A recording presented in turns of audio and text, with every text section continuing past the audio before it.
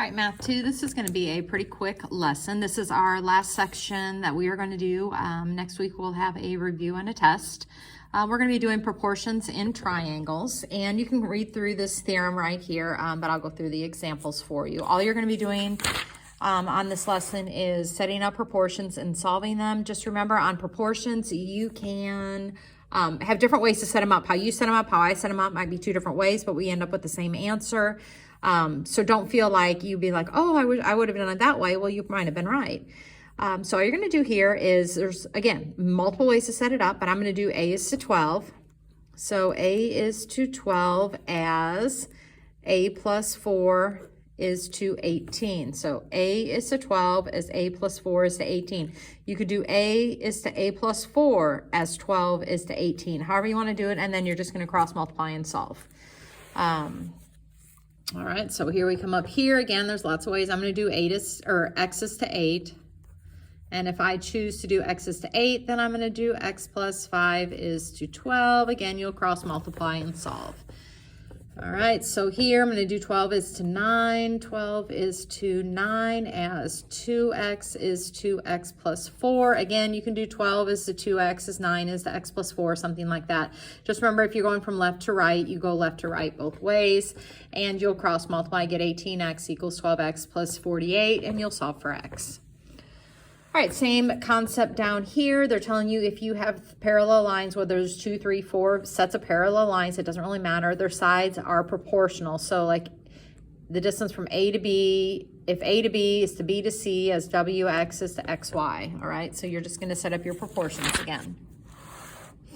All right, so I'm going to come over here. You have a shell right here. And again, all of these are parallel because you have those little arrows.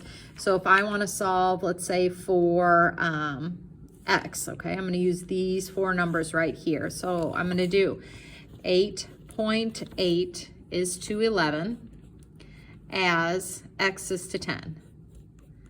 Okay, cross multiply and solve. If I want to do y, solving for y, I would do like y is to 7.5. Y is to 7.5 as 11 is to 10. So y is to the 7.5 as 11 is to the 10. I wouldn't do the 8.8 is to x unless once I found x, I could do that. Okay, this one, I don't know, I guess maybe it's a little bit of trick in here. I don't really know. The 11 is referring from the whole distance from here to here. So this whole distance has to refer to this whole distance. So this whole distance right here is going to be 13. So I would do like x is to 11 as 4 is to 13. Okay, I didn't even use that 9 except for to add those together to get the 13. That's probably the easiest way to do that problem. And again, you just cross multiply and solve. All right, down here you have the same idea. You have an angle bisector right here, so it's called your triangle bisector theorem. The angle is being bisected, and again, you can set up proportions. They're saying this is to that, as this side is to that side. Again, there's a lot of ways. So I can look at this and I can set it up as 9.6 is to 16 as y is to 24. And I would cross multiply and solve. You could do y is to 9.6 as 24 is to 16. You can do 24 is to y as 16 is to 9.6. Again, a lot of different ways. All right, so I'm going to choose on this one. I'm going to do x is to 5 as 12 is to 10. Again, you just cross multiply and solve.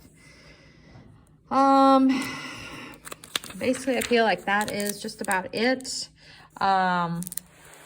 Again, I'm over on page 386. If they are ever referring to this whole length, you either have to use the whole length over here, which would be 10 plus x, or since I know the whole thing's 45 and that's 30, then I know that this has to be 15.